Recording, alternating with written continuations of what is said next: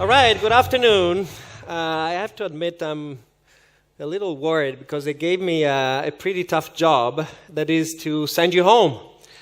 And you've been pretty busy for the last couple of days, and I just had the chance to come and see some of the presentations today, and one of the recurrent topic that has been discussed over and over is the comparison with this Silicon Valley thing. So Stefano asked me to share some notes on some numbers, but especially what makes Silicon Valley such a different place as opposed to any other ecosystem in the world. We've seen very many of those in these last couple of days. So I put together a few notes and a few numbers, and especially something more on a kind of a personal experience. And I want to start with these two guys. Do they look familiar? Yes? Say again? A lot younger, yes. In fact, in 1998, even more, they were using shirts, no more. That was probably the last time they were using formal shirts. So this is Larry and Sergey. And I want to start with them for two reasons.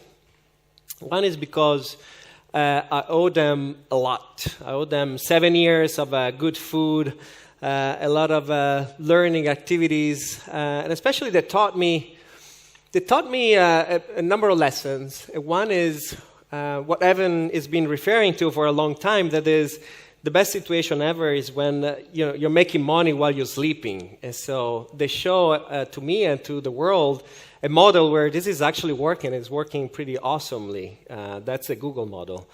But the second reason why I wanted to start with them is because I think they are, the history of Larry and Sergey and Google in general, I think is the quintessential example of what can happen in Silicon Valley and not in other places. So that's kind of the example that keeps repeating over and over again for the last maybe 100 years. And so that's what I want to talk about. Before starting this, I want to mention why do we care about Silicon Valley in general and the association of Silicon Valley with innovation. So the first question that I want to share with you is, why do we actually care about innovation?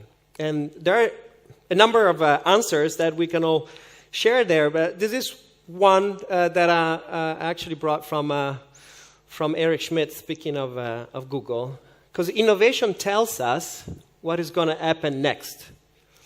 And this is also kind of the experience in Silicon Valley, is being there, sitting at the a cafe in Palo Alto, looking at the tools that people are using there, is actually giving us a projection to what is going to be in the next few years in other parts of the world. So it's kind of a projection to what is going to be next.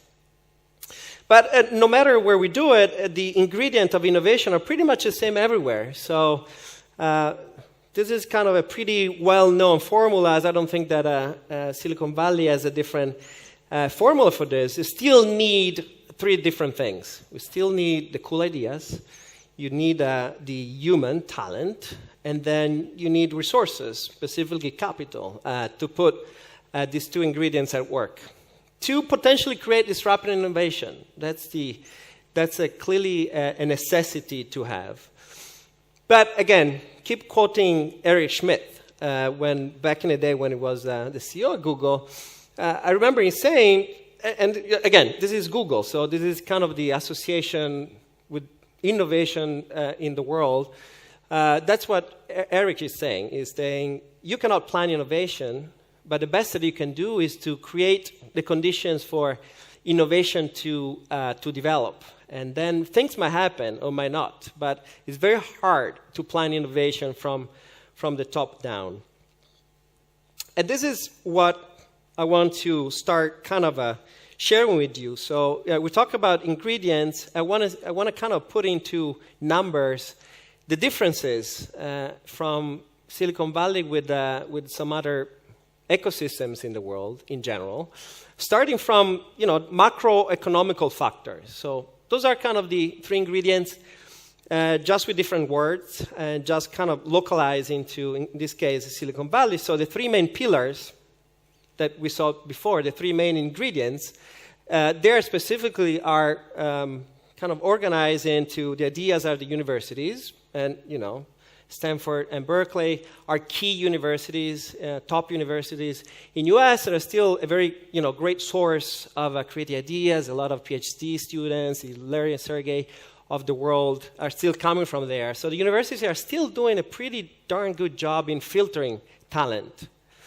But the one thing that is actually pretty different in Silicon Valley as opposed to a lot of other places, pretty much everywhere, is that also within the university environment, there is a very strong connection with the commercial world. So professors in premise, all the infrastructure within the universities, for the most part, are kind of aligned with the business world. So again, if you're looking at Google and the history of Google, kind of the first money that Larry Sergey got were from advisors of at university, right? So that's kind of the first push that you're getting is already from the university. It's the one university that then is helping pushing you out in the real commercial world where you can actually sell. So rather than, for example, here in Italy, it's kind of if you work in university and the commercial world are two, pretty separate environments. And in fact, you don't want to have a lot of connection between the two worlds because it's not meant to be. But this is one of the key things, that this connection there works pretty awesomely. Also because most of the people at university, make the circle. So Larry Sergey again, you start becoming entrepreneurs. And clearly, Silicon Valley is kind of the base of entrepreneurship. If you are from China, Italy, Spain, Russia, whatever, and you are into entrepreneurship and startups, chances are that you'll end up in Silicon Valley, at least for a specific period of time. And that's where the whole culture is all about. But typically, this circle, university, entrepreneurship, maybe multiple times. So you do the profession, and in Silicon Valley is very common that this is the serial entrepreneur. So you don't do it once, but you do it multiple times. So you go around in entrepreneurship for a few times, and then typically you become an investor, right? So that's a kind of a circle that happens over and over again. And this circle here in other places is much longer in time, right? So if you are an investor, typically here, the chances are you're coming from a different world. In Silicon Valley, typically, you do a couple of companies, and then the third thing that you do, you start investing yourself. So kind of conclude the circle pretty quickly. And chances are that, right after that, you end up at university. So you start teaching how to do this, right? So this is a circle that is very well oiled and keeps going on and on for decades to go. So this is the, was kind of the macro structure, I think pretty easy to replicate to some extent. But I want to talk about also some other factors that probably are not that evident unless you kind of live there for some time. You kind of realize that, the way that people do business is pretty different. So I just listed a couple of what I call the soft factors, but they are, to me, the real keys to success in Silicon Valley. The one thing that I think I would raise is the velocity. Everything there happens very quickly, including the economical cycles. I've been there 12 years, 13 years now, and already lived at least 2 full economical cycles where things are going very well, and then roller coaster, and people have the flexibility then to start again and to sell their asset, and then there's going to be another cycle. So today, for example, we're at a peak of the cycle. So there's a lot of excitement. If you guys haven't been there, there's probably evaluation are going through the roof. You're probably seeing yourself. So this is part of the dynamism, the evolving, always evolving world that is happening there at a very quick speed. The second thing is that, in a world of entrepreneurship, risk is part of the business. Not just of people working in startups, but it's kind of spread out along the value chain, right? Today, even the most conservative kind of jobs today actually approach risk as part of their business model. If you go to legal firms, there are kind of the key legal firms in Silicon Valley, and you're talking about business that typically, they don't embrace risk. Even a legal firm today in Silicon Valley is accepting to, embark in the risk of the entrepreneurs. So rather than billing you up front, some of these legal firms today are actually taking the risk of doing deferral investment, deferral payment. So kind of being part of the same risk-taking that the entrepreneurs and investors are using. Kind of connected to that is the value of failure. All right, so we can keep talking about the value of failure. I think there's been a couple of discussions already. The fact that failing is not so bad, and you heard it more and more over and over. And until you actually live the full process, there it sounds like a pretty far away kind of comment. But the idea of the value of failure is something that makes sense in an economy where the risk is really part of the business. So chances that a startup will fail is actually the average. So 80 out of 100 or more, depending on the stage, that you're failing. That's my expectation. So what really matters is how you just, you turn back in. So what's the learning process that you were able to embrace after having gone through one or two failures?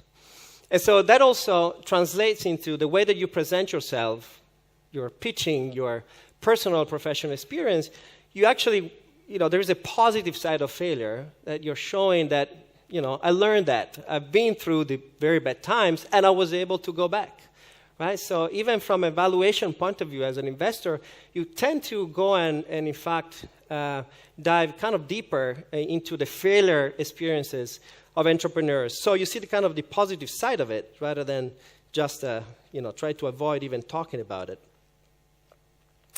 So the fourth kind of soft factor that I think is important there is the fact that everything in Silicon Valley is a hub, right?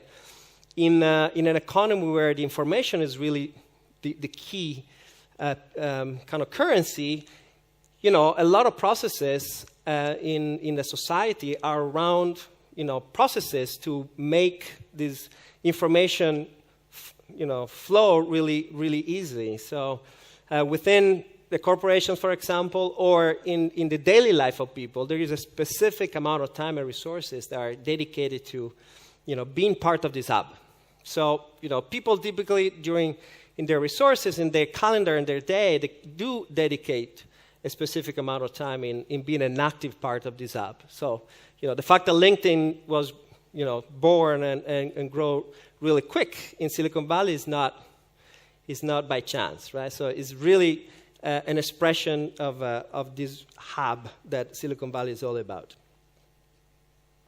Fifth and last, I think, soft factor that I think is pretty pervasive in Silicon Valley is that the whole, economy, the whole process of building companies is focused in building something that is big.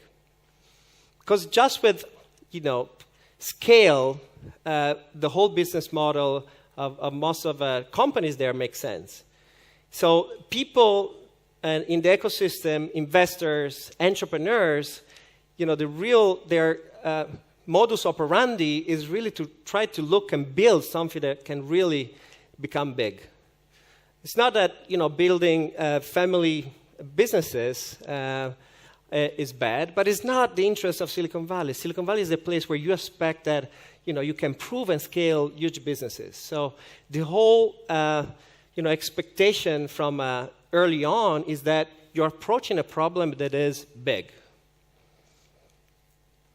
All right, so that's what is some of the, data and soft factors that make Silicon Valley a place that somehow is kind of hard to replicate. I wanted also just to give you a sense of what's going on in these days. Again, we said that, velocity and the dynamism of the business is a key element there. So as part of the dynamism, what are the things that are happening in these days? Here, I listed 3 that I believe are kind of central, at least in today's startup economy in Silicon Valley. So number 1, if you don't know the lean startup methodology, you probably don't understand what people are talking about. Not just at the startup level, but also at a larger corporation level. So the whole idea of lean, that you can start, prove something, build the minimum value proposition that you can have and product, and then prove it into the market and learn and change real quick, is the modus operandi of an economy that started from startups, became a theory in books, but is now actually the way that people do business at all different levels. The second kind of shakes that happens in these days is the fact that the whole economy of investment is being disrupted. So we got Ash before was talking about AngelList, not much actually, but AngelList, for example, is one of the key disruptor of this economy. So the whole world of more mature VCs versus their balance of power with early stage investors, angels, including crowdfunding, is totally reshaping the process of investing and what people also expect from the single investors. The third and last is kind of related to the fact that today Silicon Valley is kind of expressing it and experiencing a very strong growth. And so that translates into a talent war. The one thing that people are still fighting for is to go and attract the best talent. And the way this translates into the world of startups is that it's becoming more and more difficult for you as a startup, as a founder, to attract people that actually are good developers, good product manager, good UI designer, and so on and so forth.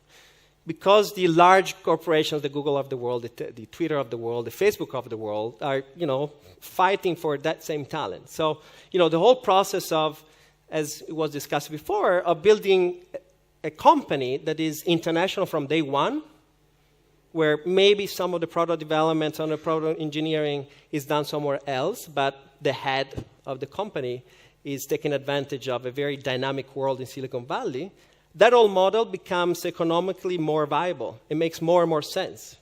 More sense than it was making 5 years ago.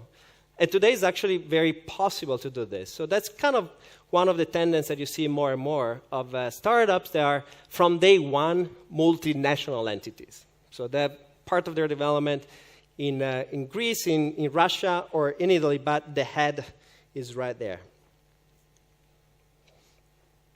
All right, I'm going to share a few numbers now, just to give you a snapshot of also at the macro level of what's going on there in terms of transactions. So why also from a quantity point of view of deals, Silicon Valley is definitely over the rest of the world. But this is actually a report that's been published a couple of weeks ago from a number of partners. You see here the Silicon Valley Bank and Oric and others. But those are just a few numbers. So it would be interesting to see the comparison from these numbers to every single country that we've seen today, just to see the sheer numbers, the sheer difference of the amount of deals that happened there. Since 2009, 31.5 billion is the investment in Silicon Valley startups. 683 venture-backed exits. We're going to talk about this in a moment. Sequoia is still the top of the venture capital investors for the number of exits. SV Angel and 500 Startups are the most active early-stage investors, and so on and so forth. And since 2009, 11 venture-backed Silicon Valley tech IPOs were valued over $1 billion in the time of the IPO. And this is a trend that keeps growing. So, all it says here, without going into numbers, that investment and number of deals keep growing since 2009. This is actually the key element. So if you need to see and remember one large macroscopic difference of why it makes sense for a startup to actually sitting in San Francisco and Silicon Valley is for these numbers. Is the fact that 9 out of 10 M&A and acquisitions actually happens in that small strip of land right there. So the whole idea of creating values for initial investors, for the founders, and for whomever is being involved in the venture creation makes sense because there is actually a pretty good chance of an exit strategy. So this is actually a statistic that is a couple of years old, 2012. Today is actually, the numbers would be much higher. But you see that, in every given time, the Facebook, the Google, the Cisco, the Groupon, the Twitter are making, dozens of acquisitions of startups at different level in time in development. And where does that happen? Again, if you have to have a look at the localization of this transaction, the vast majority happens right there. And at what stage? That's another thing that I think is pretty interesting. It makes sense today as an investor at all different levels, especially in the early stage, in fact, to invest in a startup that has a potential to develop and to have an exit in Silicon Valley. Why? Because actually exits are not so difficult to happen. So, this is again from 2012, not the best year on transactions. Almost 200 exit between the $0 to $50 million. Okay, so those are what is called the acquirers, and 8 exits over $1 billion. This is 2012.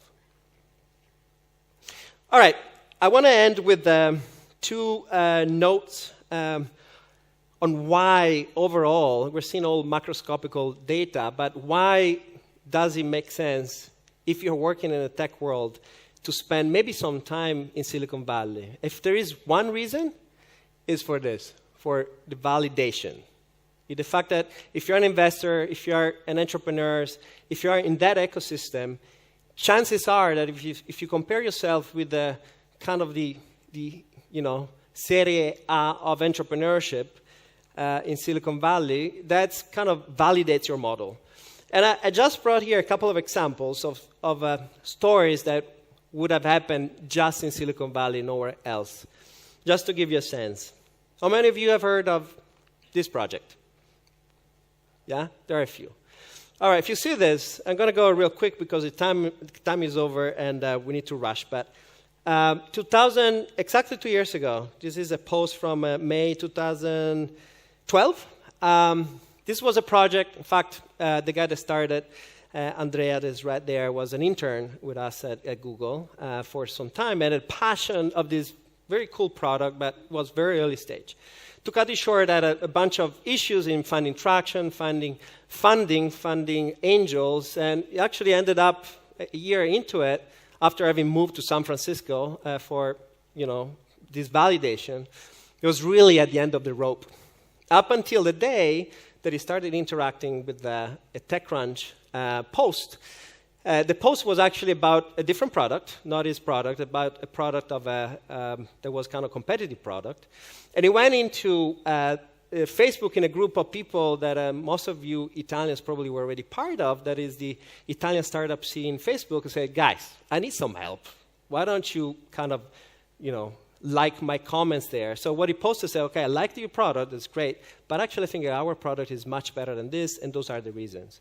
So I got several hundred likes in one day. And so from that day, TechCrunch was forced to actually write an article about these guys.